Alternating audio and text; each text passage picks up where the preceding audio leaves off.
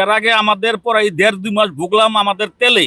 কি সমস্যাটা, আমাদের ঘুম নাই, কিছু নাই, বাল বাচ্চার খাওয়ার নাই, টিপ মারতে পারি না, খুব ঝামেলা। এখনে আবার আমরা এই 3টা দিন যাবত গ্যাসে আমাদের কি শুরু হয়েছে আমরা নিজেরা বুঝতেছি। মানে ওই যে বলে না, পাটা বুতার ঘষাঘষি মরিচের জান শেষ, আমরা হয়ে গেছি এখন মরিচ, বুঝছেন? আমাদের কোনো মূল্যায়ন কিছুই নেই। আমাদের আমাদের কষ্ট কষ্ট, আমাদের বোকার দিয়ে শেষ নাই।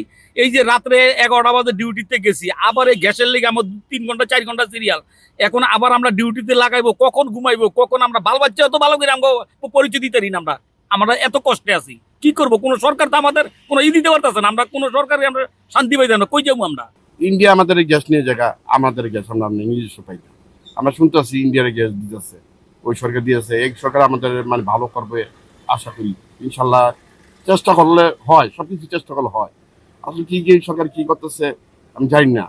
এই যে আমরা আপনার 2 ঘন্টা 2.5 ঘন্টা ধরে বসে রয়েছি, কি বলবো, আমরা এখনো মানে আমরা মানে টাকা দেয় গ্যাস ঢুকেছে, হাওয়া ঢুকেছে। 40 মিনিট পর্যন্ত লাইনে দাঁড়ায় রয়েছে, গ্যাস পাই নাই। গ্যাস পাইলে আমাদের জমা ওটা দেবো, মালিককে বেতন দিতে হইব।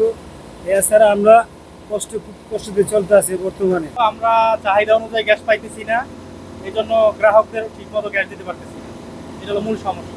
রেগুলারলি 15 PSI থাকে, এখন আছে মাত্র 5 PSI বা 3 PSI এরকমের।